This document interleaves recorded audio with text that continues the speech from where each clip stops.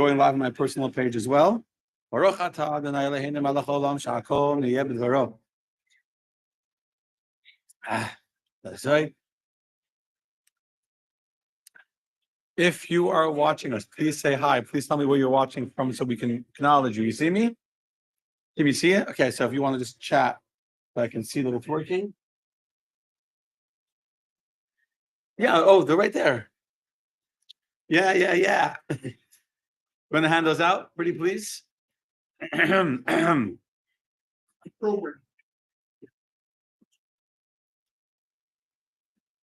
ready, my friends, ladies and gentlemen? Kim, do you see me online? Oh, Shira is texting me, and Shira says Shalom, Rabbi. So Shira, Shalom, and Artil Yehuda says Shalom. Okay, so we got Artil, we got okay, perfect, and perfect, not perfect.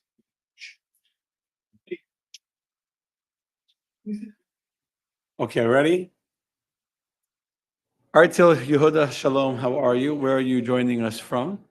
Art's watching us. So Art Shavuot Tov, Art, we're glad to have you on. It's always good to have you.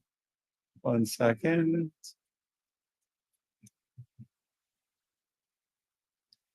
Okay.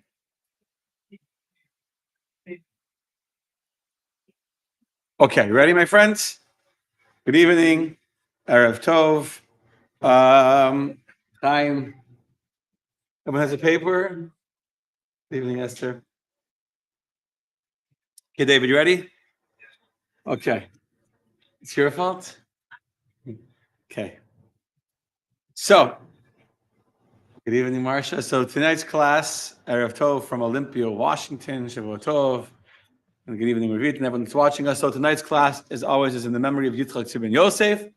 Tonight we're going to do something special, which is instead of the Pirkei Avot, the ethics of our father that we've been doing every week through the summer, there's a custom to study about the temple during these very sad days of destruction for the Jewish people. We're in that time called the 9 days when the temple was being destroyed, when the Romans had breached the walls of Jerusalem, when the Babylonians had breached the walls of Jerusalem. It's a time of destruction and sadness for the Jewish people. And so the Jewish answer to destruction is not to just wail and moan and groan and say, oy vey, but we do something about it.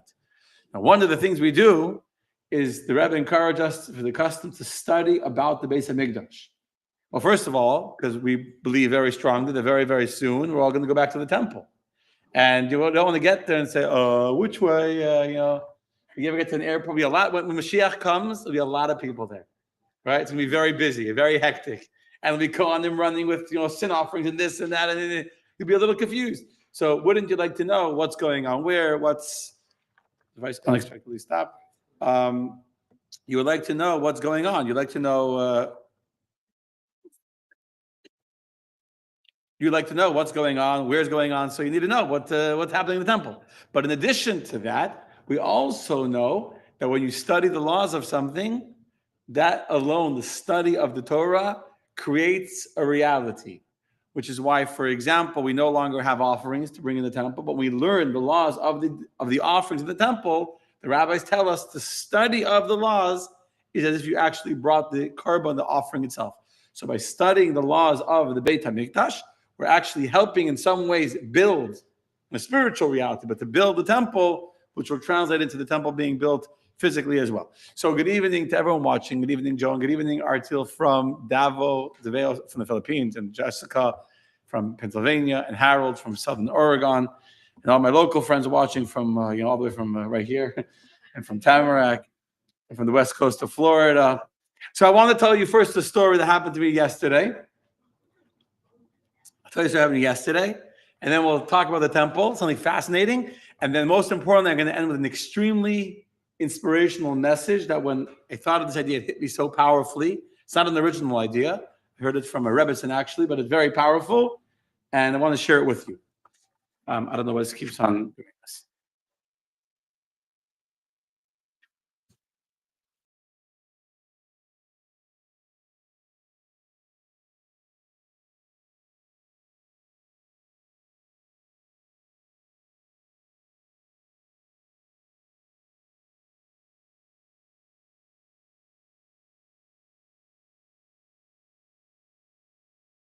Is it turning? Oh, there. Okay, we have audio back.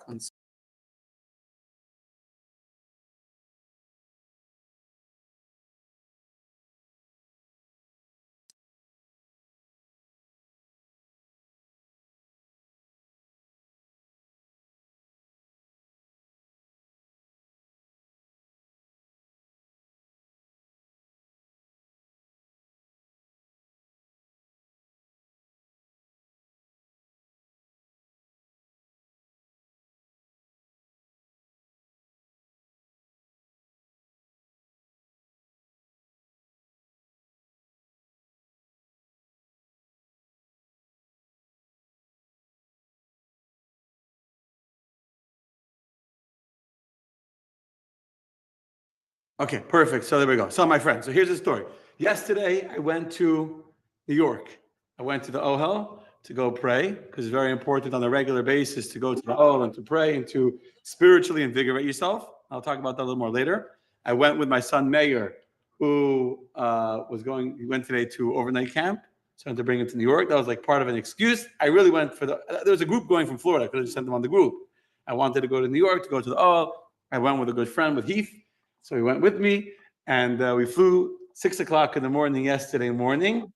Parked my car in Fort Lauderdale. We had a 7:49 flight from LaGuardia back to Fort Lauderdale yesterday evening. Okay. Now, yes, we went to the Ohel. It was great. We prayed. We did our thing. Went to the Crown Heights, and I'm in my in-laws' house, and I get a text message that our 7:49 flight from LaGuardia was canceled. And there were a lot of people have flights that were canceled yesterday. There was some kind of a thunderstorm. I don't know if it was in New York or near New York because we had a little bit of rain, but there was no thunder, there was no storm. But somewhere there was a thunderstorm, and a lot of flights got canceled. The later flight from JFK that I was originally on was canceled. So I'm like, what am I going to do? And Heath was all worried. He has to get back. He had to go to work today. Take a few days off. I also wanted to get back. So we had no clothing, we had nothing. I had to get back. My family, I don't want to miss you guys tonight. So, and the earliest flight they had from JFK tomorrow was like at 11:00 today. So we're looking. My father was looking on the computer. He found a flight from Westchester County to PBI, not to Fort Lauderdale. The PBI, Palm Beach Airport. PBI is Palm Beach, correct? The PBI at it was originally at like 6:00 flight, but it was already delayed till 10:58. Then it was delayed. Okay. So I call and I'm able to get 2 seats onto this flight to Palm Beach. Now, I also saw that there was a 9:00 flight from Westchester to Fort Lauderdale. Now, no seats. They couldn't get onto the flight, but I figured I'm going to go to the airport a little early, try standby. Maybe someone will have given up or whatever. Someone will get, and maybe I'll get on standby to Fort Lauderdale where my car is. I'll go to PBI. We'll figure it out. Come to the airport. So I hang out in Crown Heights for a little bit by my in-laws. We leave like 8:00. We'll get to the airport. 4:09, the guy told us, don't check in your car. You might want to keep it because the flights, what I didn't realize when we got there is that there was a whole bunch of flights. There was an Orlando flight, Palm Beach flight, all waiting. It's a tiny little airport, all waiting. And all the planes hadn't even left Florida to go to Westchester to go back. So none of our flights, not the Palm Beach flight, not the Fort Lauderdale flight, no flights were even confirmed. Now, they hadn't been canceled, but they weren't confirmed. So they had shut the computers. They weren't changing any flights. They told me there are seats on the Fort Lauderdale flight, but at this point, we're not changing anything because it's not even a confirmed flight, so don't waste your breath. Okay, so waiting in the airport, and a lot of people there.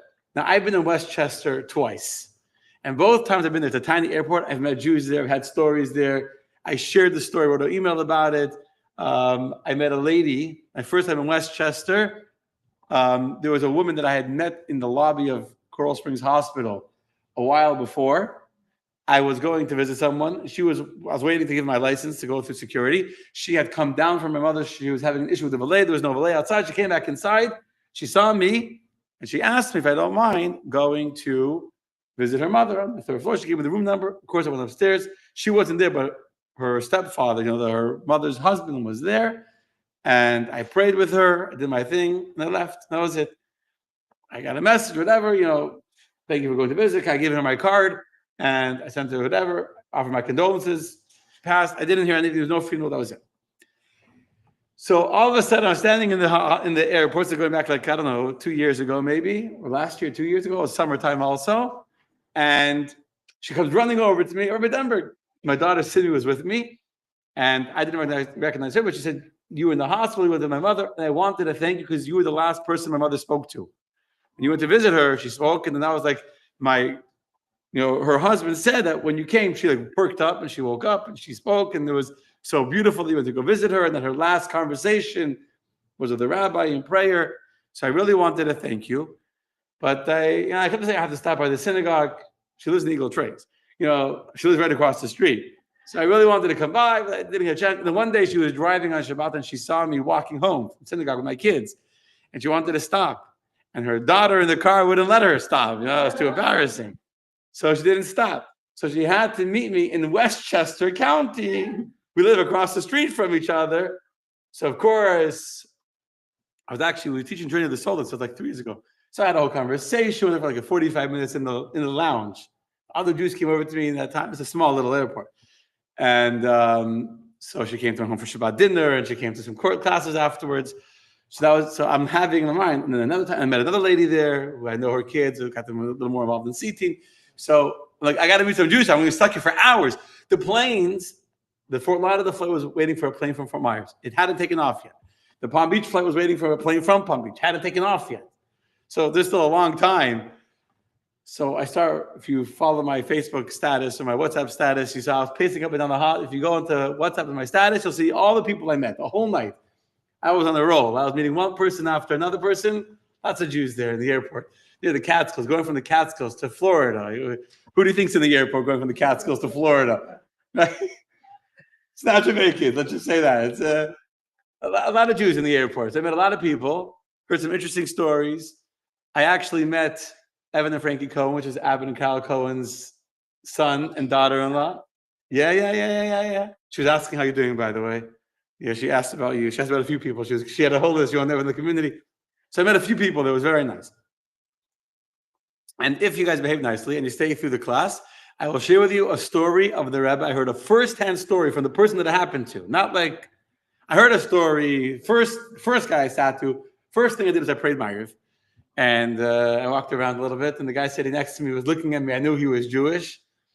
So after I sat down and started talking, his name is Michael. He lives in Belray, and he never met the Rebbe, but he was in 770 for a cousin's wedding. It's religious. He's a cousin, so he went to 770. He told me a story of the Rebbe about someone that he was volunteering with in Israel, going back 40, 50 years ago. He was a volunteer in the army, like a volunteer, an American volunteer. And there was another volunteer that got sick, had to need some kind of stomach surgery, and there was a Chabad rabbi who was involved in some capacity. So the rabbi wrote to the Rebbe, this is years ago, they should do the surgery, and the Rebbe said not to do the surgery, to get a second opinion, and he never did the surgery, and he was fine. This is this guy who's not religious, never saw the Rebbe in his life, is telling me the story of the Rebbe in the airport. But anyway, then later I met a guy who told me, he lives in Hollywood, he told me a story that happened to him. So, and this morning, it hit me how connected the story I'm going to tell you is to what we're going to learn about tonight. So let's first learn about the Beis HaMikdash a little bit. Let me share with you a deeply inspiring thought, a beautiful teaching of the Rebbe. I'm going to give you a way that is very deeply inspiring, at least for me, but I think for all of us. And then we'll tell you the story. Sounds like a plan? Okay, so first of all, in the Rambam, Maimonides, one of the reasons why we study Rambam is because the Rambam covers the entire 613 laws of the Torah. If you open up the Code of Jewish Law, Shulchan Aruch, which is very important, the Jew needs to study the laws, it's more or less only laws that are relevant to life today.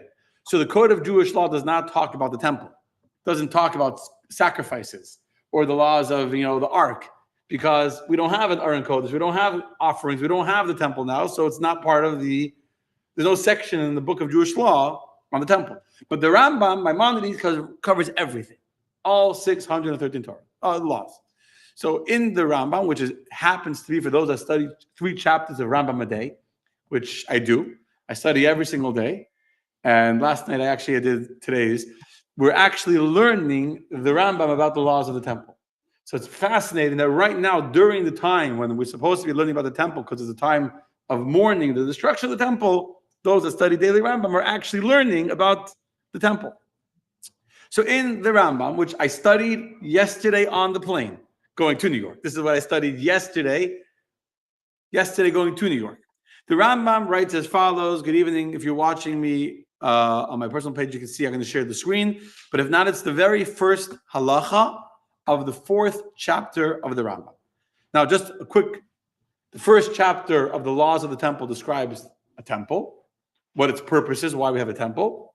Chapters 2 and 3 describe all the vessels in the temple, the menorah, the altar, the mizbeach, the table for the bread. And then this is the beginning of chapter 4. So it's the first halach. The ark, the holy of the Aron Kodesh, right? The ark was placed on a stone in the western portion of the Holy of Holies. The vial, the jar of manna, of bread from heaven, and Aaron's staff were placed before it. When Solomon built the temple, he was aware that it would ultimately be destroyed. Therefore, he constructed a chamber in which the ark could be entombed below the temple, building in deep maze-like vaults. King Yoshiyahu, in Hebrew, King Hosea, commanded that the ark be entombed in the chamber built by King Solomon, as it is said, and he said to the Levites who would teach wisdom to all of Israel, place the holy ark in the chamber built by Solomon, the son of David, king of Israel. You will no longer carry it on your shoulders. Now serve the Lord your God. When it was entombed, which makes this a new paragraph, when it was entombed, Aaron's staff, the vial of manna, and the oil used for anointing was entombed with it. All these sacred articles did not return in the second temple. Next paragraph. Similarly, the Urim V'Tumim. The Urim V'Tumim was the breastplate that the Kohen Gadol wore. Inside the breastplate was a parchment that had the name of God on it. And when the priest or the king or the leader of the Jews had a question that was relevant to the Jewish people as a whole, he would go to ask a question before God from the Urim V'Tumim. It would light up with the answer. The breastplate had different letters of different tribes, and the letters would light up as an answer of what God was communicating to the Jewish people. So similarly, the Urim V'Tumim that existed in the second temple did not answer with Ruach HaKodesh, with divine inspiration. And questions were not asked of the Urim V'Tumim in the second temple, as is stated in Ezra chapter 2, until a priest will arise with the Urim V'Tumim. In the second temple, they only made them to fulfill the requirement of the 8 garments for the high priest. Thus, the high priest would not lack one of the required garments. This, my friend, is a fascinating little history class on the ark that was in the first temple. We had, as the Rambam said, there was a stone. You all know what the stone is, right? The dome of the rock, right? Heard of that? So that's the rock that Adam was built on. That was the altar of Noah, of Mount Moriah, when Abraham came with the binding of Isaac, happened on that rock. So that's where the ark was placed. And then when King Solomon built the actual temple, at the time he built the temple, he also constructed his chamber deep underneath the Temple Mount. And then many years later, King Yoshiyahu commanded the ark be entombed there, and they carried it. He brings a whole verse describing how he told the priests to go bring it, to carry it to this underground vault so they could serve God. And similarly, there was other things also hidden there, including the Urim V'Tumim, the breastplate. They had a breastplate with the stone, but there was no divine revelation in the stones. There was no paper that had God's name in it. Okay? Interesting? Interesting. I will ask you only 2 questions. The Rabbi asks 6 questions, but I'm going to ask only 2. Okay? How is this relevant to a book of Jewish law? How is it relevant in the book of law to give us this entire lengthy history about how when King Solomon built the temple, he built a chamber deep underground in Temple Mount? And that's where the ark was later buried by King Hoshea.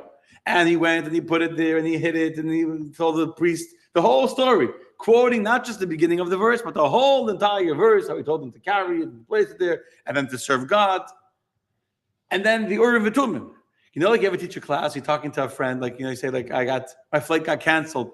And they need to talk about their flight that got canceled too, right? Like, yeah, 16 years ago also, my sister-in-law's flight was canceled. So like the Rambam was talking about the ark. Oh, the Urim V'Tumim was also the, like, what's the law? you should know as a general rule, if you ever study the Rambam has 14 volumes of books. There's no stories in there. There's no history in there. That's part of why the Rambam is such a well-studied book, is because it was written so concisely, so precisely, so exact. There's no rambling and extra details. It's to the point. So the question is, without getting into all the details of all the specific language and the specific details and words that he brings, it's a very, very long paragraph, a very long halacha that seemingly is not a halacha. There's no law in the whole paragraph. There's no law. It's just telling you a history, where it was, where it got moved, how he built it, how he knew what would happen in the future, how it was moved in the future. Why is that relevant for us to know? Good question. Second question. And this question is technical, but it's very important for the answer. So you need to understand this question. Everything in the Rambam is exact, where it goes. So the Rambam, chapter 1, talks about the purpose of the temple. Chapter 2 and chapter 3 go through all of the furniture of the temple, the menorah and the tent, everything. Chapter 4 is all about the structure of the actual building, the walls, the dimensions. The dimensions is chapter 5, all the walls, how many spaces there were, etc. Is the ark part of the vessels of the temple, or is the ark part of the actual walls and the building of the temple itself? What do you think? It's a vessel, right? The ark, like today we have an ark behind me. It was built in this it's not movable. But the ark in the temple was movable. It moved. They carried it. It had poles that should be movable. In fact, you were never allowed to take the poles out. The ark was not a permanent part of the structure of the temple. The ark was a vessel. It had a function. What was the function of the ark? To store the tablets and the manna and the stick of Aaron. So why is the ark not being described by Maimonides in chapter 2 or chapter 3, which go through all the vessels, and instead is the opening paragraph of chapter 4, which the whole chapter 4 is talking about the actual construction of the actual walls and the dimensions of the actual building itself? Good question. Okay. So now I'm going to give you a revolutionary answer. We're going straight to the answer now. The Rabbi explains that according to Maimonides, according to Jewish law, the ark is not a vessel of the temple. The ark is the temple itself. That's why the ark is not being talked about in the chapters about the functions, the vessels of the temple. It's talked about as the beginning of the construction of the wall, the construction of the actual building itself. The ark is not something that was in the temple. The ark was the actual identity and the actual temple itself. Why? Because what's the whole purpose of the temple? Why did they build the temple? As a house to reveal God. That's what the temple was called. A place, a base Hashem, a house for God, right? A place where God's presence would be revealed. Where is God's presence most revealed? In the ark, in the tablets. That's where God's communicated from. God spoke to the Jewish people from the point between the Keruvim. That's where God revealed himself. So having a place where God could communicate and reveal himself to the Jewish people is not something that happened in the temple. It is the very core identity and the definition of what the temple is. Make sense? Makes sense. But if so, that means we have a very, very big problem. A very powerful but very painful question. Yeah.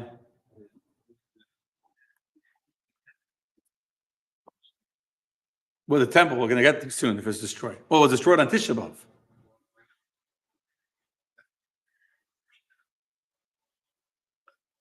Yeah. It didn't get destroyed. But so what's that? So in the second temple, was there an ark? Was there an ark in the second temple? It was buried underground. But in the temple, was there an ark? No. When you walked into the Holy of Holies in the second temple, you know what you saw? An empty stone. Just a stone upon which the ark had been in the first temple. And when the Kohen Gadol, the high priest, came in on Yom Kippur with the incense, he put it on the stone. There was nothing there. It was empty. It was an empty room. It was empty. So if you hold that the ark is only a vessel in the temple and you're missing one of the vessels of the temple, okay, so you're missing a vessel. Your house is a little empty. It looks like a bachelor lives there. There's no furniture. There's no pictures on the walls. But if Maimonides is explaining to us that the ark is not a vessel that was found within the temple, the ark is the core definition, it's the core identity of the temple. So what was the temple in the second time? It was missing its soul. It was missing its heart. It was like building a sanctuary, not an ark. Imagine we built a sanctuary and there's no Aron Kodesh and no Sefer Torah. Is it a sanctuary? No, it's a community center. You can have classes there. You can have programs there, but it's not a show, right? We built a beautiful room. We forgot the ark. There's no ark. It's not a synagogue then. It's not like the synagogue doesn't have an ark. If there's no ark and there's no Torah scroll, then it's not a synagogue. It's just a nice room to get together. So if the whole identity of the temple is the ark, and that's what the Rambam is telling us by putting the laws of the ark, not in chapter 2 or 3 with the vessel, but in chapter 4 with the walls of the temple. So we have a very painful question. The second temple wasn't really a temple. It was like a sanctuary without an Aron Kodesh, like a sanctuary without a Sefer Torah. It was an empty temple. So what were the Jews doing in the second temple? It's a very painful question, very important question. Yeah.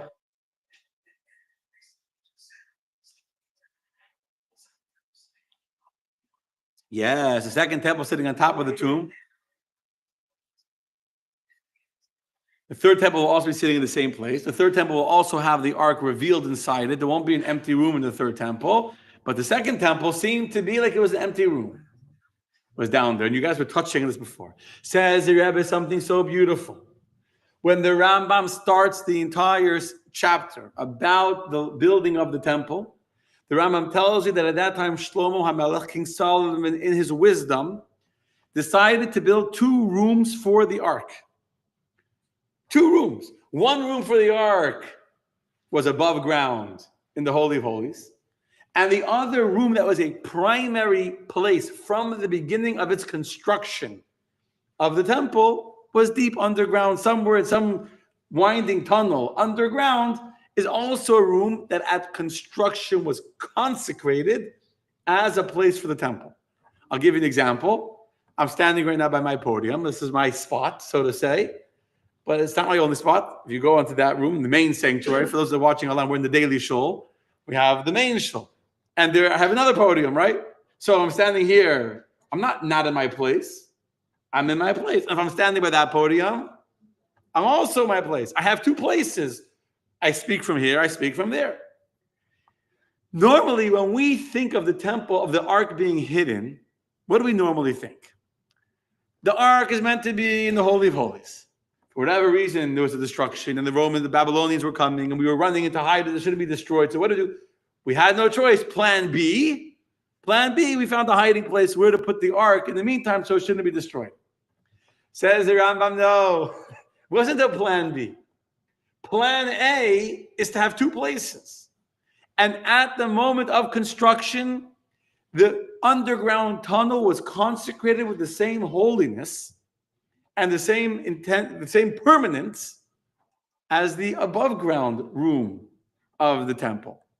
And therefore, when the temple was built, you need to know that Shlomo HaMelech knew that one day it'd be destroyed. And therefore, it wasn't like he didn't know what he was doing. He said, just in case we build a storage room. Like if you build a storage room, you take the ark out of here, you put it in the storage, then it's not in its place. The underground tunnel wasn't built for storage. It was built with the plan of that one day being the place where the ark and the tablets and the Urim and Tumim would all be. So I didn't go through the question. If you read the Rambam again, now you understand all of these details, why they're so important and so uplifting to us to know. You should know, I'm going to read it again. The ark was placed on a stone in the western portion, and the ark was, the manna was there, etc. When Solomon built the temple, he knew that it would ultimately be destroyed. Therefore, he constructed a chamber in which the ark could be entombed. Not only that, now we need to know all the details of King Yoshiyahu. Let me stop sharing for a second. When King Yoshiyahu hid the ark, you know when it was? It was not, normally when you think of the ark being hidden, what are you thinking of? Right before the Romans are coming, so the Babylonians are coming. They're coming. Quickly, let's find a place to hide it. That's what you always imagine. That's what I imagined. Imagine that the temple's being destroyed. You see that the enemy is coming. They breach the walls of Jerusalem. So quickly they run to go hide the ark. That's what I always thought. Says the Rabbi, this is the Rambam. King Yoshiyahu was not the king during the times of the destruction of the temple. He was a king, I think 42 or 20, I forgot, I meant to check before, 22 years before, if I'm correct, before the destruction of the temple. 22 years before, he went and he had a prophecy, it's time to go hide the ark. And so what does he do? Doesn't like in a state of panic, let's go hide it. No, he goes to the priest. Look what the Rambam says in all the details, So it should be a new paragraph. King Yoshiyahu commanded that the ark be entombed in the chamber that had been consecrated by Solomon so many years before. It's repeating details that are, the Rambam doesn't repeat any words. You should know the rule when you study the Rambam, no word is extra, everything is exact. So he's repeating every single word. It was entombed in the chamber that had been built by Solomon as a place, a primary plan, a place where the ark would be. And that's why the Rambam quotes the whole verse. The whole verse is being quoted. What's the verse in Chronicles? The king Yoshiyahu said to the Levites, who would teach wisdom to all of Israel, place the holy ark in the chamber built by Solomon, repeating it again, the son of David, king of Israel.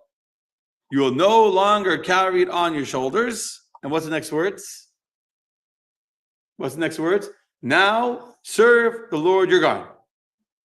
Why is all of that verse relevant for the history of the ark being hidden?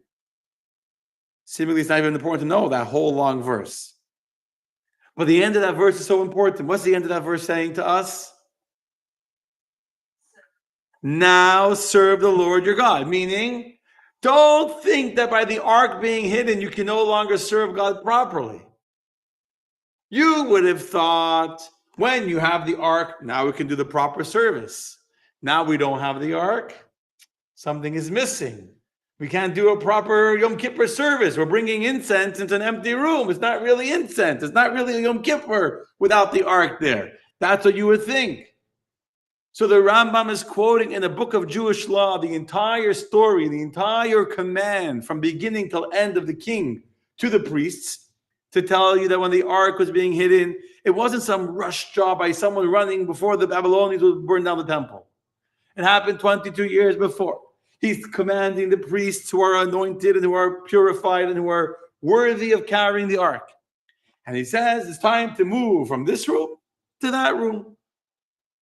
It's not less, it's not more, it's not plan B. It's 2 rooms, both built by King Solomon, the son of David, the king of Israel, as a permanent, proper place in which the ark should be.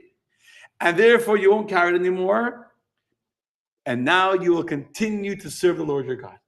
Just like you were able to serve the Lord when the ark was in this room, so too you'll be able to continue to serve the Lord when God is in this room.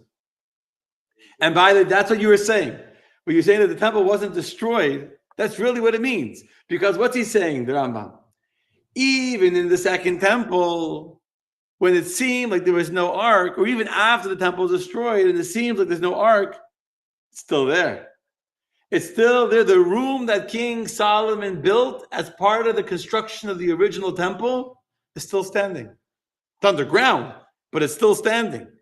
So not all of the temple was destroyed that King Solomon built. Most of it was. The temple above ground was destroyed. But there was a part of the original building that is still standing, and the ark is still in its proper place where it belongs without being touched in any way, exactly where it was meant to be in the original architectural design of the temple at the time that King Solomon built it. the real temple. That's also, you guys following this? Isn't it beautiful? Beautiful. The beautiful perspective. And that's also, says the Rebbe, why we need to bring the whole thing about the Urim V'Tumim. The Urim V'Tumim was the name of God that was inside the breastplate. If you would have come to the temple, the second temple, and you would have seen the priest wearing the breastplate, and you would have known, it's not like the first priest. The first time, there was a name of God inside. It had much more spiritual, magical energy and powers. Now, what is it? It's just a breastplate. It has no name of God. You may have thought that the breastplate of the high priest of the second temple was not the same as in the first temple. Comes the Rambam and tells us a whole nother paragraph that seemingly is irrelevant to the story. We're talking about the ark. We're talking about the construction. The breastplate was part of the clothing of the high priest, which will be like in chapter 10, 11. I don't know what chapter is going to be, in much later. We should know that the breastplate worn by the high priest in the second temple was just as holy, just as powerful, just as spiritually effective as the breastplate worn by the high priest in the first temple. Yes, it's true, it didn't speak. Yes, it's true, you didn't hear the communication of God as clearly in the second temple breastplate, the way you were able to hear it in the first temple breastplate. But if you read the words, he's saying, similarly, the Urim and Tumim that existed in the second temple did not answer, and questions weren't asked, but you should know that it was still there. It was still there in the secondary Holy of Holies, downstairs, where it belongs. You understand? What? Yeah, okay. Yeah. They tried. It's buried underground. Indiana Jones. It's not. I actually wanted to look yesterday on the plane. I was looking what the other theory, what did the world say that happened to the temple? And it wasn't opening, whatever. Like I saw like 3 different theories from scholars where the ark went. It's not the ark went to Ethiopia. So some scholars say that it was taken by the Babylonians or the Rome, whatever. Some people say that it's in. I'm saying from memory, Nick. I actually wanted to look yesterday. But I didn't open that phone. I forgot today. I was busy and I prepared this on the plane yesterday. So if I'm not mistaken, some people say it's in the Vatican, right? I think that if I'm not mistaken, there's a theory that's in the Vatican or whatever. But it's irrelevant because we know the Rambam writes clearly that where is it? The Rambam tells us it's in the permanent place that King Solomon built. So Maimonides lived 1,200 years ago, give or take. Yeah, long after the destruction of the second temple, way after, yeah. After the Talmud, yeah. I'll post the link to those. Someone just asked for the link after finishing class. I will post the link to the whole. You just go back and watch the same recording, Rachel. You just go back to Mother.org, go to my page. Anyway, understand? So this is beautiful. And that's why the Rambam is repeating all the laws of the Urim and Tumim and all that to realize you didn't hear it talk, but it's still there. And so therefore, for the rest of history, Jews are able to go to Temple Mount and to know that the Kedusha, the holiness and the sanctity of the temple that was on Temple Mount 2,000 years ago, when there was a temple there, 3,000 years ago, it's still there. You don't see it. Now all you see is this golden dome that's over what we know as the rock where the ark stood. But guess what? Just because some other people made a camping trip and they put up their stuff over there, doesn't take away the fact that underneath is the original Holy of Holies built by King Solomon that's still standing. Our temple is still there. Now, of course, we're not happy with that. Of course, we don't want to see anyone on top of it. We want the whole temple with the revealed ark. We want to see the ark. We want to see the breastplate talking. We want to see the Mizbeach and the menorah and all that. But just because you don't see it, the Rambam is teaching us a critical message. The ark is in the place where it belongs, the way it was designed, and just because we don't see it, because it's buried somewhere deep in an underground tunnel, which we can't find, It's all part of the plan of the wise King Solomon to ensure the permanence of the resting place of the Holy of Holies of the Jewish people, which is exactly why King Yoshio told the priests, put the ark in the room and continue to serve the Lord as before, because all that changes the visibility, but nothing has changed in the reality. Got it? Beautiful. Now, my friends, that's a beautiful idea. And I had learned this idea on Shabbat, yeah?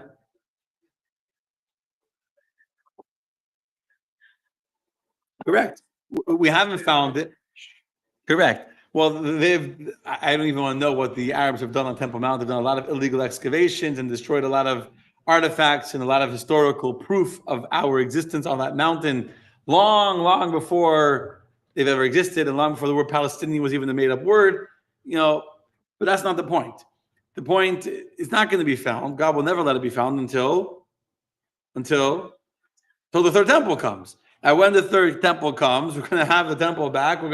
And then Greece will be able to go down there and take the ark from room number 2, not secondary, but room, one primary place, and move it back to the other primary place. Go from the podium in this room to go to the podium in the other room, in the larger room. That's all. That's all that it is. Same class, same thing. Just here is a smaller room. There's a bigger room.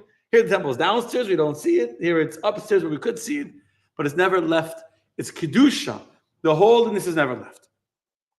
Now, I learned this on Shabbos. This is a sikha of the Rabbi.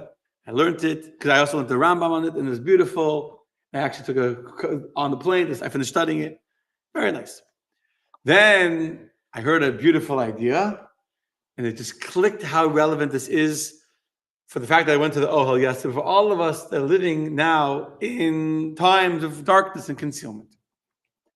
But first the story. There was a young boy who his father was a Chabad Chassid in the times of the Tzemach Tzedek, the third Chabad Rebbe.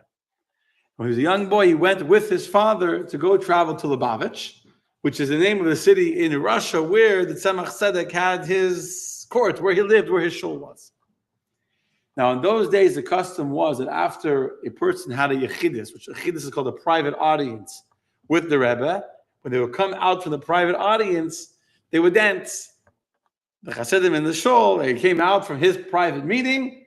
It was a special moment. You're on the spiritual high. You're very uplifted, and they would dance. This young boy asks his father, why is the meeting with the Rebbe called yechidus? And why is there a custom to dance? The guy came out of a meeting with the Rebbe. Why are they dancing? Good question. So the Rebbe his father told this boy, I think it's written by the Friedrich. I don't know where it's written, but it's a very famous story. So the father told this boy, you should know that in the times of the temple, the holiest place of the temple was the Holy of Holies. Who went in the Holy of Holies? Only the holiest Jew went in on the holiest day of the year, which was Yom Kippur, where you bring in the incense. That's called the Yechida. Now, it's not the time to go into great detail, but I've talked about when we go to about the Yechida. There's 5 parts of your soul. Nefesh, Ruach, Neshama, Chaya, Yechida. When you go into the Rebbe, your Yechida, the highest part of your soul, is being revealed, just like the Kohen Gadol in front of God within the Holy of Holies on the holiest day of Yom Kippur, and therefore it's called Yechidus because the essence of your soul is being revealed. Now, what happened in the temple? Whoever's been here in Shul on Yom Kippur knows that when we finish reading the entire lengthy description of the Kohen Gadol on Yom Kippur, what do? We sing a song. Right?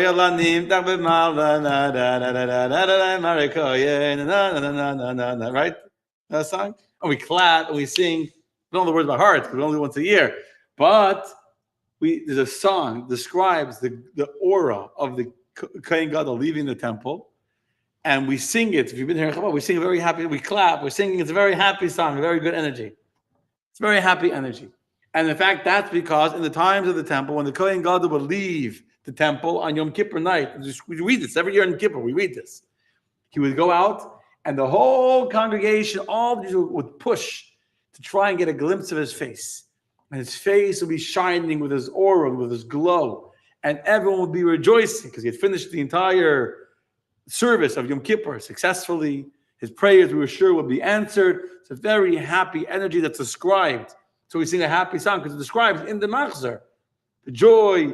Everyone was looking to see how beautiful the Kohen Gadol looked when he came out of the Holy of Holies, etc. So too, the father said to this boy, Shnoah, today, although we don't have a Beis HaMikdash, we don't have a temple, we don't have a Kohen Gadol, for us, Lubavitch is our Yerushalayim. Our Jerusalem is going to Lubavitch. The shul of the Rebbe is like our temple. The office of the Rebbe, his private room, is like the Holy of Holies. And speaking to the Rebbe is like standing in front of the Ark, the Aron. So when you get that opportunity to go into the Holy of Holies in front of the Ark, when you come out, that's like the Yechidah of your soul's revealed. That's what we call Yechidahs. And just like the Kohen Gadol would dance and be happy after his prayers were answered, so too we dance after being able to go into the Holy of Holies before the Ark. That's how we dance. That's the story. So I'm thinking about this and how relevant this is for us in earlier years. If you wanted to see a revelation of Shekhinah in this world, if you wanted to see a revelation of divinity, you want to see God's presence revealed, you're able to go to 770, the modern day temple, and you're able to go and then you can see the Rebbe could communicate with you. It's like going to the high priest, in the times of the high priest, and going to the Urim V'Tumim. You ask the question of the Kohen Gadol, what would happen? The breastplate would give you the answer of God through the high priest. You weren't praying to the high priest, you're praying to God, but through the high priest. And so too today, or earlier, a person, Michael was sitting next to me in the airport, when he was in the volunteer in the Israeli army, I don't know, 40, 50 years ago, and there was another guy in the army, in the volunteers, who needed surgery, you're able to ask the breastplate of the high priest, yes, surgery? No surgery. And God was able to communicate through the tzaddik what you should do, and you can get divine instruction through the tzaddik. But then, for whatever reason, God decided the temple was going to be destroyed. And for whatever reason, there was the physical passing of the Rebbe. And the Rebbe was no longer visible and hearable and seeable in 770. Instead, he was buried. And seemingly, you would think that the Jewish world is not the same anymore. You would think that the second temple, without the ark inside, is an empty room. It's a shell of what was in the first temple. You would think. If you walk into the second temple, it's empty. There's no one there. And today, if you walk into 770 and you go into the Rebbe's room, if you go with me to New York on one of our soul treks, you can join me. We're making a community trip on Tuesday, October 4th, 16th. September 16th. Tuesday, September 16th, you can join me. Even if you're watching online, you can join us in New York. We're going to go to the Oval, and then we'll go to 770, and they're going to arrange with the guy who has the key. Everyone has a different key in 770. We'll get the guy who has the key. He'll open up the door for us. We're going to go inside. We'll be able to pray in the Rebbe's office. But it feels like it's an empty room. That doesn't feel like that. God forbid. It does not feel like that. But I'm saying you could think that it's like an empty room. It looks like an empty room. There's an empty chair by an empty desk. So what would happen to Chabad? What would happen to Judaism? What would happen to the Jewish world when you don't have the ark visible? The Rambam is teaching us halacha to know that the ark was just moved underground, but in no way is there any less of the ability for God to communicate. Is there any lessening in the service of God in the second temple? Or even in the first temple for the last 22 years, when there was no ark in the first temple, than when there was an ark visible for the naked eye to see. And so this is, to me, a deeply personal inspiration that I got from this teaching of the Rebbe on this law of the Rambam. To know that even though today it feels like we're living through the time of the Second Temple, when 770 is empty, so to say, and it looks like there's no ark, and it seems like our ark is buried somewhere underground, in the cemetery. It seems like it's buried, it's dead. There's no, we don't have the Urim V'Tumim, the divinity of God to inspire us, to lead us. You should know that it's just as present and relevant and effective as it was before. And that's why today, you don't need to be a believer. I mean, the reality is, you have people sitting in the airport in Westchester can tell you that. So I'm going to share with you a story that I heard last night. It was like 12 o'clock in the morning, 1 o'clock. I don't know. It might have been this morning around. I'm not sure the exact time. Possibly it was this morning. Possibly. Like I was so tired, but I was like on fire. I didn't stop yet. I was like, anyway, so he told me his name is Tzvi Sachs. I can use his name because he even told me he's willing. I asked him if he would record instead of me saying the story, surreptitiously walking around the airport, let him say the story. He said, I'm too tired. I'm not clean. I said, I'll come to Shul because he comes to Coral Springs on business. He lives in Hollywood. He comes.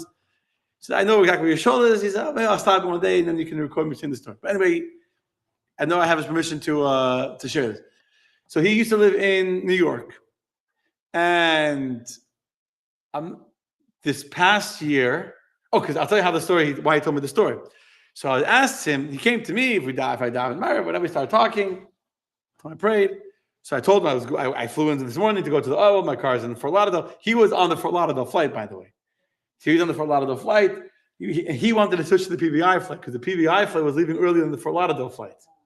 So we were scheduled to leave earlier than the Fort Lauderdale flight. He wanted to switch to the PBI because it's earlier, and the later it is, the more it gets pushed off. They wouldn't let anybody switch flight. I didn't tell you the end of something important. They didn't let anyone switch flights. This is very important. And I was a little disappointed because I really wanted to get on the Fort Lauderdale flight because my car was in Fort Lauderdale. We boarded the PBI flight. And by the way, Evan and Frankie Cohen, their car was in Palm Beach, and they were on the Fort Lauderdale flight. And I told them, let's just switch tickets. And they don't want to do that because that's illegal. You know what I'm saying? I don't care. I would have done it. Don't tell anyone. I know on Facebook. I was like, let's just trade tickets. I'll take your tickets. You take my tickets. Keith. I offered to do that too. I said, you take my car. I'll take your car. Not everyone operates with Chabad rabbis do. Yeah, I'll take your car. I'll pick it up. We'll figure it out tomorrow. Anyway, so we boarded. I was on the plane, like an hour into the flight. I can't sleep in general. I looked to go see if their flight took off because when we boarded the plane, why did I ask such earlier? When I first came to the airport, the lady behind the desk, very nice lady, told me, don't switch your flights because as of now, even if the plane takes off, there's no pilot for the flight because the pilots get timed out after a certain time. So first of all, when they came, they weren't doing any switches because the planes hadn't taken off. After we knew that the planes had taken off from Palm Beach and from Fort Myers, I knew that the planes were coming. So I went back to her. She said, don't switch because it's not a confirmed flight, because it's on schedule. They haven't canceled it. But as of now, there's no pilot. They're still trying to get a pilot. So I'm not going to switch to a flight without a pilot. That could be a problem. So then the pilot showed up. I even took a picture of my family. The pilot showed up. They got a pilot at 1 o'clock in the morning. He showed up in a suit. And he was all ready to go. This guy Tzvi spoke to him. Whatever. Nice guy. His name was Tony. He was there. He was standing in the airport with us waiting. He wasn't hiding. He's like, there was no plane yet. So he's waiting in the airport with us. You know what I'm saying? We're all together. Plane comes. All the planes came. The Orlando flight, the Fort Myers flight, and all three flights came at the exact same time. They all came at the exact same time. And there was KLM with the Denburg. So someone was already rumored that there wasn't a flight attendant. They were short on the flight crew. And the pilot is the main thing. They couldn't find the flight attendant. So we boarded the plane. And I checked in the middle of the flight to see if they took off yet. I see it was canceled. The Fort Lauderdale flight was canceled. They couldn't get a flight attendant. I messaged this guy. I'm telling you the story of him. I messaged him because he messaged me. So I messaged him, like, what did you do? People were freaking out. There was a surgeon on that flight who had 5 surgeries scheduled for today. You know, can you imagine doing 5 surgeries after not sleeping a whole night? I'm not sure how to do my surgery, but okay. Yeah. I haven't slept all night. Straight from the airport, straight to the surgery room. That wouldn't be a good idea either. But he was like screaming. I can imagine with the airport. There was a lot of police hanging around. Everyone was calm. There was but like, you can imagine 1 o'clock in the morning, everyone's tired and cranky and waiting for their flights. And so he was he was like afraid he had to go, whatever. He found a flight, the last seat on the 6 o'clock morning flight from Connecticut. Canceled an Uber. So Ubers were canceled. They were like, he found a ride, the Uber to Connecticut. And he flew with me to Palm Beach. This guy, that I'm telling you the story, whose flight from Fort Lauderdale was canceled, he got to Connecticut, flew at 6 o'clock morning from Connecticut, got home at 9:30 in the morning from, anyway. So God takes you where you're supposed to be. If I would have been able to do what I wanted, I would have been, people couldn't get home till Wednesday. I saw another lady who was on that flight. I know also, I'm not going to say I'm going to have permission, but she posted on Facebook, so it's not a secret. Name is Lisa. She posted on Facebook, it's not a secret. She's not getting a flight till Wednesday. Till Wednesday, she's not getting home. There's no flights tomorrow. Nothing. It was crazy. So anyway, I got distracted. So anyway, so this guy Tzvi, he's living in New York, and he gets a job here in Florida. He's working in Florida, and him and his wife made a decision that the kids were in school in New York, so they're going to stay one more year in New York for the kids because of schooling. They'll switch schools, and he was flying back and forth, which is a major pain. Flying back and forth every week or every other week, and he's looking for a home. He had a very tight budget, so it's not easy to look for a home in Florida when you're in a tight budget. And he's looking, and this, that, they wanted this. And he saw one home that in Hollywood that he really liked. He came in, and he's like, this is going to be the right home. Had a big backyard, was in the price point that they could afford. It had this, I don't know all the details, but he sent his wife was in New York. He sent her videos of the home. She agreed. He puts an offer. He really wanted the home. And he ended up losing the home by $5,000. Accepted another offer for $5,000 more than his offer. Okay. Because why did I tell you this story? So I asked him when he was here. He said he's been there a few times. The last time he was there was the Wednesday night of Thanksgiving. He knows for a fact it was Wednesday night of Thanksgiving. How does he know? So listen. The week of Thanksgiving, his wife came to Florida with him. It was a short week. She wanted to go look at some homes or look at some things. For whatever reason, his wife that week decided to come. She was in Florida with him. She normally didn't come. And Wednesday, he spent the whole day Wednesday looking at homes. They had a realtor, and she wanted to see, women wanted to see the home. So they went around, and they looked at a bunch of homes, and nothing was talking to them. So she says to her, let's go see the home that you put an offer on. Now, why do you want to go see a home if they didn't take your offer? Don't ask questions of why the woman wants to see it. So they go to drive by the homes. They're in the neighborhood, and they saw the homes they had to see. They have time till their flight. So they go to the home that he had put an offer on, that he thought was a very good home, and they drive by the home. And who's in the driveway? The realtor. The realtor is there. The family that their offer was accepted was doing an inspection of the home, and the inspector was there. So the realtor was there to meet So, at that moment that they drove by, he was there. She was there, a Jewish woman, not religious, but a Jewish woman. So she got excited. The realtor's there. The key home is open. So they go into the home. She said, "You can go look. The home was open." They start walking around, and his wife falls in love with the home. She said, we should have gotten this home. We should have offered more. This would be perfect, and this would be perfect. She's imagining exactly how perfect the home would be. If they would have gotten it, they could put this kid here and this thing there. And she's walking around, getting all emotion, that they missed. This is all the homes they looked at the whole day were not good, and this is the perfect home for them. So he goes to the realtor. It says, you sure that the sale is going to go through? It's 100%. That's done. They accepted the offer. They're doing the inspection. She said, just in case, here's my number. If the deal falls apart, if it goes back on the market, please reach out to us. This is Wednesday, Erev Thanksgiving. They go from there. They go to the airport. They fly to New York. Him and his wife together. His mother, they flew to JFK. His mother picked him up in the airport, and he decided. His mother had never been to the Ohel before, ever in her life. So he decided, and he's been a few times, but he's never written a letter. He's like, whatever, he went to go pray. He never had something he needed. But now I felt like we're struggling, we can't find a home. All day they were looking for a home, but they didn't find anything. Let's go to the Ohel, and let's go ask for a bracha that we should find a home. And his wife agreed. So his mother picked them up. So we're in JFK. Let's go to the Ohel. They went, it was late at night. They came, whatever time they landed. He didn't know that it was a Kines HaShluchim. He said there was hot soup there was food there, I got free dinner, it was great. A lot of rabbis were there. And they came, he told them someone helped them, they wrote the letter. He never written a letter before, they wrote the letter, they go into the Ohel, they pray, they go home. Thursday in the middle of the day, Thursday, Thanksgiving. What business ever happens on Thanksgiving Day? Nothing. Jewish, not Jewish, nothing. And the realtor was telling his wife, it's not bashert for you. It's not don't feel bad. Don't worry, you're going to find the right home. This home wasn't meant for you. It's not. She, the not religious realtor, saying to her, it's not bashert. Thursday, in middle of the day, 12 o'clock, 1 o'clock, middle of the day on Thursday of Thanksgiving, the realtor calls them. So you should know the home's going to go back into the market. And they have an inspection. I know you looked at it yesterday. If you want it, before I relist it, I'll give it to you.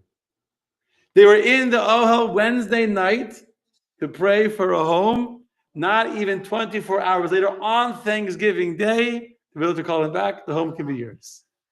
Understand? This is a story I heard, not secondhand, not third hand. I heard it directly from him. Happened not even a year. Happened on Thanksgiving of last year. Understand? Now that's the home, that's where they live. I know exactly where it is. I know his neighbor.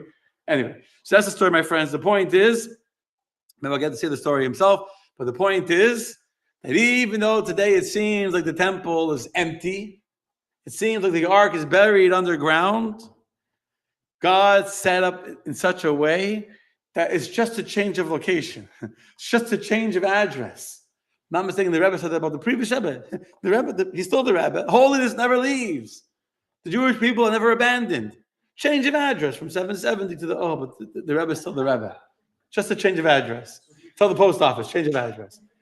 Instead, not a matter. That's the Jews are at the end of the day. And this is explained at great length in many places in Chassidus. Why do we need a physical temple? God is not physical. God's spiritual, right? Does a spiritual God need a physical home? No. Spiritual gods need a home, but physical people need a physical home to feel connected to a spiritual God. At the end of the day, God understands human nature. We feel more connected to God in the shul than we do when we're in Publix.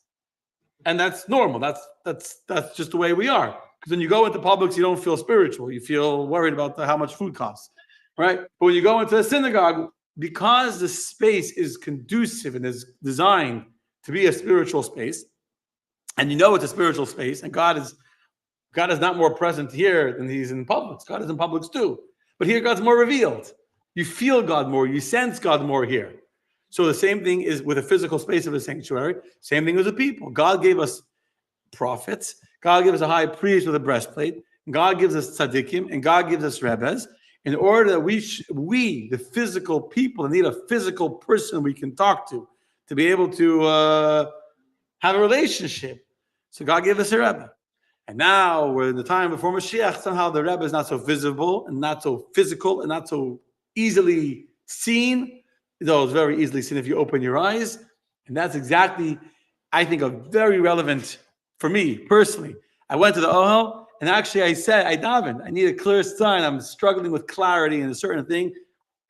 Give me wisdom. Give me direction. You can still, if you open your eyes and if you connect, you can go in today, just like when the first temple was standing, and there was an ark in the Holy of Holies. Still the same thing. Just need to pray. Just need to go with me not with me. You need to go to the Ohel and to walk into the Holy of Holies. This is an unplanned sponsored announcement for the next Soul Trek. Tuesday, September 16th. September 16th, the tickets were pretty cheap. I don't know if they still are, but they were pretty cheap tickets. When I booked it, it was like, there was a discount sale, and also they were cheap tickets. We're going to go. We're going to have a beautiful day together. If you can't go that day, if you go yourself, but you go to the Ohel, and any blessings you need can happen. Just need to believe that you're connecting to Hashem and that you're in the holy space. That, my friends, is I think, personally relevant lesson for us from this halacha of the Rambam. Maybe next week we'll continue talking about this halacha on another dimension. Maybe not. Anyway, also next week we're starting JLI, Journey of the Soul. Next Tuesday we're starting Journey of the Soul. If you want to join us for a fascinating journey of what happens to our soul before it comes to the body, during its life, when it dies, and if it comes back, reincarnation, you can join us next Tuesday. You can go to mychabadcenter.org/JLI to sign up. mychabadcenter.org/JLI. If you need a discount, ask me. And we're in the middle of our summer raffle. So, two things. First of all, most importantly is we need you to support the summer raffle. So if you're watching us and you enjoy the classes and you enjoy the learning, enjoy free of charge, you can go to mychabadcenter.org/raffle. It's easy to remember. mychabadcenter.org/raffle, and you can support our beautiful shul and these classes by buying raffle tickets. In addition, Marsha wants me to ask you to come this Thursday. And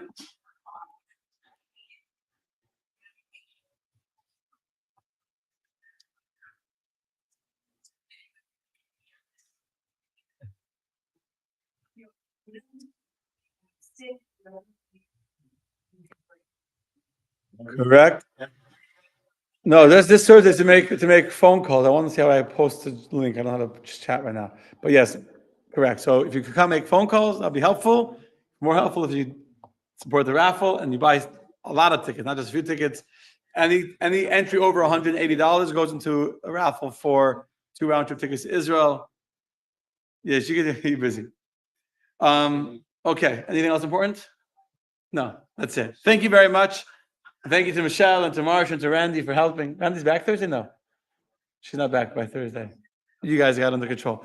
And thank you all for joining us. All you are watching. Thank you, Cheryl, and thank you, all those watching from the Philippines, and thank you, Paige, watching from South Florida. That's far away.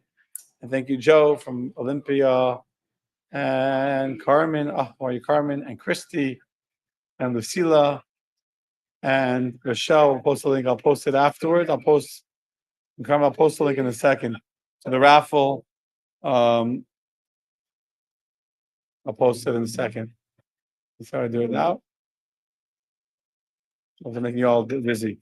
Thank you all. Post a chat. I don't have a chat in here. My Chabad Center.org/raffle. You want to support all the wonderful classes that you're enjoying so much. Thank you. God bless you all. I'm going to post it right now.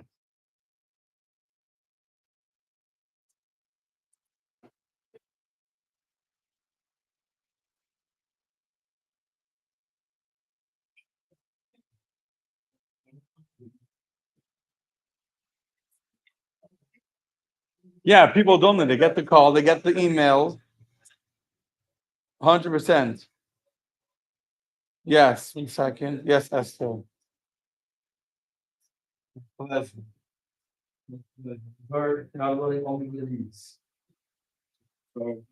soul journey, you want to say when the soul takes it. Yeah. Say again? The soul journey, you have to say when it dies, you say when it fixes that. Well, it dies from this world, but yes. Yes.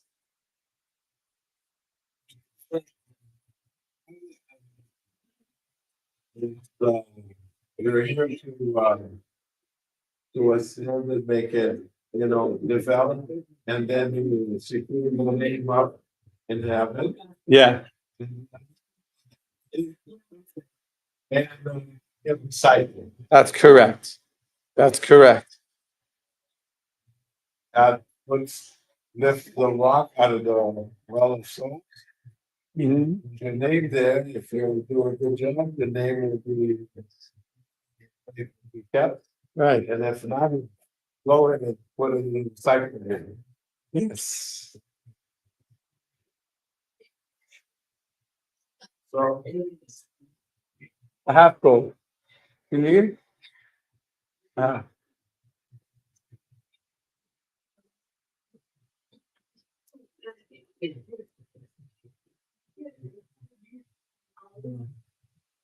I'll give you. I have a paper with the instructions. Yeah.